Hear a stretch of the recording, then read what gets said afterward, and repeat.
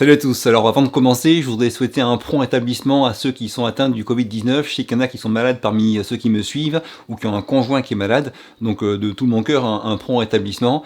Et en ce qui me concerne, moi ça va bien, et tant que ça ira bien, je continuerai à essayer de produire des vidéos pour essayer ma façon de vous divertir ou de vous former. Alors j'ai beaucoup de questions depuis très longtemps sur un sujet que je n'ai jamais abordé, un sujet qui est plus pour les débutants, mais je vais essayer aujourd'hui de couvrir un petit peu toutes les différentes facettes de ce sujet. C'est la gestion du nombre d'images par seconde quand on fait une vidéo, à la fois au tournage et au montage. Alors il y a pas mal de vidéos sur le sujet sur le net. Je vais prendre un peu le problème à l'envers, moi. Au lieu de vous expliquer un peu l'histoire de la vidéo, du cinéma, et de vous dire pourquoi le choix du nombre d'images par seconde est important, moi je vais vous dire juste comment moi je le gère et pourquoi je fais ces choix-là.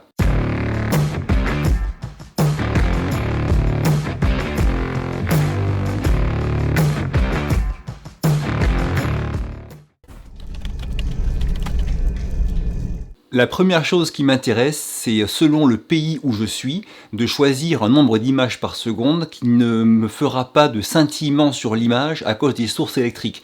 Vous savez qu'il y a des pays où le courant électrique dans les prises est en 50 Hz, d'autres en 60 Hz, et c'est ça aussi qui va faire que si on se trompe de gamme d'images par seconde entre le système PAL et le système NTSC, on risque d'avoir du scintillement sur tout ce qui est appareil électrique, alors que ce soit un lampadaire de nuit, ou même des fois, par exemple moi mon clavier d'ordinateur, selon comment je le filme, il peut avoir du scintillement. Un exemple ici, je vous montre mon clavier filmé en 24 images par seconde et mon clavier filmé en 25 images par seconde. Et vous voyez, si je prends en 24 images par seconde, j'ai un scintillement qui apparaît alors qu'il n'y est pas en 25. C'est valable pour ce clavier, mais c'est valable pour tout appareil électrique qui produit une lumière et qui est branché à une prise de courant. Donc ce point, ça fait que quand je suis en France déjà, je ne choisis que les nombres d'images par seconde multiples de 25. Donc 25, 50, 100, 200, etc.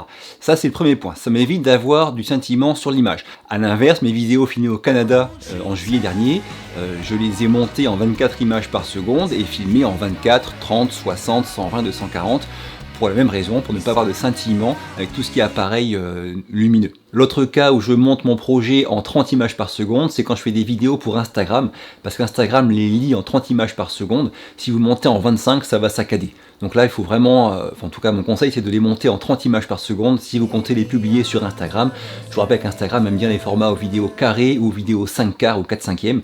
Donc à vous de faire la petite conversion, mais moi souvent je fais soit en carré, soit en 1350 par 1080 pour avoir un format 5 quarts. Maintenant le second point, c'est qu'il faut bien différencier le nombre d'images par seconde du projet vidéo, du montage que je fais, et celui des différents plans, des différentes séquences qui composent ce montage. Il faut choisir au début un nombre d'images par seconde global pour tout le projet. En France, la norme c'est 25. Toutes mes vidéos, tous mes projets vidéo sont montés en 25 images par seconde quand je suis ici en France. Mais ça ne veut pas dire que tous les plans sont filmés en 25. Dans ma timeline, je mets des plans qui ont différents nombres d'images par seconde selon ce que je veux faire. C'est ça qu'on voit aussi aujourd'hui. Le point suivant qui est hyper important, c'est que si dans votre timeline, vous mélangez des plans qui ont différents nombres d'images par seconde, vous risquez d'avoir des saccades. C'est bien souvent la cause principale des saccades dans une vidéo. Si ma timeline est en 25 images par seconde et que dedans j'y mets des plans en 24, en 25, en 30, en 50, en 60, j'aurai des saccades dans ma lecture de la vidéo. C'est normal, le projet en 25 images par seconde, si je mets dedans une séquence en 30 images par seconde, il va manquer des images, il va pas arriver à tout lire et on aura des saccades. Et c'est maintenant qu'on rentre dans la partie où il faut un petit peu se poser et bien écouter ce que je vais dire. Pas hésiter à noter si vous voulez, mais il y a différents cas. Le cas le plus simple, c'est j'ai filmé en 25 images par seconde parce que je savais que le plan que je filmais serait mis directement dans la timeline, et comme je monte un projet en 25 images par seconde quand je suis en France, c'est logique de filmer en 25 images par seconde. C'est aussi là que j'ai le meilleur rendu au niveau de l'image, l'un des composants de ce qu'on appelle communément le rendu cinéma. Bon voilà, en 25 images par seconde, c'est ce qui me paraît le plus sympa pour mettre en valeur un peu le mouvement des personnes. C'est ce qui est, on va dire, le plus proche du nombre d'images par seconde du rendu cinéma, qui est lui de 24 en général. Donc quand je filme un plan, si je sais que je ne veux pas le ralentir au montage, et si mon appareil le permet, je filme en 25 images par seconde quand je suis en France. C'est ce que je fais maintenant. Là, je filme en 25 images par seconde, et ces petites parties de vidéo, j'aurais juste à les glisser après dans la timeline, sans avoir à changer quoi que ce soit. Je précise aussi que dans les différentes composantes du rendu cinéma, que beaucoup utilisent à tort à travers comme terme, il y a plein de composantes de ce fameux rendu de cinéma. Il y a aussi ce qu'on appelle la règle des 180 degrés, qui conseille de mettre la vitesse d'obturation au double du nombre d'images par seconde. Bon, là je suis en 25 images par seconde, et pour avoir ce petit flou de mouvement quand quelque chose bouge, où on n'arrive pas à distinguer vraiment nettement les choses, eh bien on met la vitesse d'obturation à 1/50 de seconde. C'est ce que j'ai fait là. Pour faire ça, il faut souvent avoir recours à un filtre ND. C'est pour ça qu'en vidéo, j'ai très souvent un filtre ND variable qui est mis sur mon objectif. Bon, ça, c'est une petite parenthèse pour tout ce qui est de la vitesse d'obturation en lien avec le nombre d'images par seconde. Ça, vous le savez sûrement déjà. Donc là, c'est le cas où je filme en 25 images par seconde parce que j'ai pas besoin de ralentir le plan au montage. Il y a aussi des cas où je peux avoir besoin de filmer avec un plus grand nombre d'images par seconde quand il y a un mouvement très rapide pour arriver à mieux saisir chacun des mouvements. Et là, il peut arriver, si c'est pour du sport que je filme par exemple avec 50 images par seconde pour mieux capter tous ces mouvements, en mettant mon shutter à 1/100 de seconde, du coup, si j'en ai envie. Et après ce plan filmé en 50 images par seconde, j'ai deux possibilités. Soit je le glisse directement dans la timeline, elle va lire une image sur deux, on va lire avec le projet une image sur deux, vu qu'on monte en 25 images par seconde, mais on n'aura pas de saccade, vu que c'est un multiple, ça marchera bien. L'autre possibilité, c'est que la séquence filmée en 50 images par seconde, avant de la mettre dans la timeline, je fasse clic droit dessus, quelle que soit mon échelle de montage, attribut du plan, modifier nombre d'images par seconde, je le modifie à 25, donc mon plan en 50 images par seconde, il va être modifié pour être qu'en 25, donc il va être plus long en fait, il va être ralenti de 2 fois en fait. Et après, une fois qu'il est ralenti de 2 fois, je le mets dans la timeline, là je suis sûr que j'ai bien tout qui est calé avec mon projet, et après je peux très bien jouer sur la vitesse de ce plan. C'est comme ça qu'on fait un ralenti. Quand je veux faire un ralenti, je filme avec plus d'images par seconde, 50, 100, 200, ce que je peux faire, ce que je veux faire, selon le type de ralenti que je veux faire. Et avant de le mettre dans la timeline, je fais clic droit, attribut du plan, modifier, machin, et je mets les images par seconde à 25 images par seconde. Une fois que c'est fait, je glisse dans la timeline et mon plan il est ralenti parce que j'ai fait cette manip là.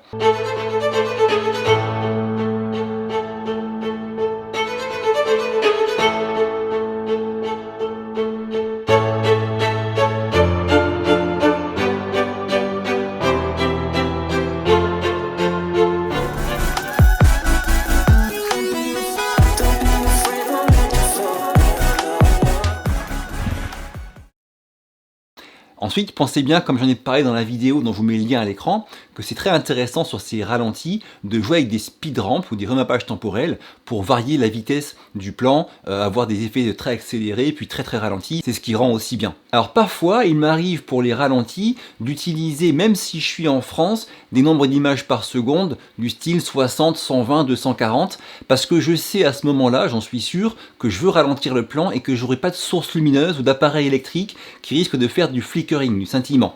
Donc là, ça m'arrive, hein. Par exemple la GoPro 8, elle filme à 240 images par seconde, ça m'arrive de le faire régulièrement quand je sais qu'il n'y a pas de source de scintillement. Et après, du coup, pareil, ce plan en 240 images par seconde, il est dans mes médias, et avant de le mettre dans la timeline, clic droit, je modifie le nombre d'images par seconde à 25, je glisse, et du coup, il est bien ralenti. Donc en résumé, ce que je vous conseille, c'est de choisir le nombre d'images par seconde de votre projet, selon l'endroit où vous habitez. Si c'est en France, je vous conseille de prendre 25 tout le temps. Si c'est au Canada, plutôt 24. Et une fois que ce choix est fait, eh bien dans votre timeline, vous ne mettez que des plans qui ont le même nombre d'images par seconde que votre projet. Vous ne mélangez pas différents nombres d'images par seconde dans la timeline.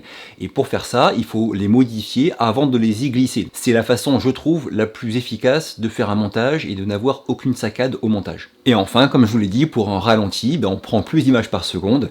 Et puis après, on modifie le nombre d'images par seconde pour l'adapter à celui du projet. Alors un petit point bonus dont j'ai parlé dans ma vidéo sur les ralentis, c'est que quand on fait un ralenti, on n'a pas envie qu'il y ait de flou de mouvement. Donc la règle qui conseille de laisser la vitesse d'obturation au double du nombre d'images par seconde, on peut ne pas la respecter, même je vous conseille de ne pas la respecter quand on fait un ralenti. Moi quand je fais un bon ralenti à par exemple 100 images par seconde, eh bien je mets pas mon shutter à 1/200, je le mets à plus rapide que ça. Je veux vraiment figer chacune des images qui composent le ralenti et pas qu'elles soient floues quoi. Donc j'ai essayé de mettre un petit peu des choses intéressantes, quel que soit votre niveau. Dites-moi en commentaire si ça vous a plu, pensez à vous abonner à ma chaîne, ça m'aide beaucoup.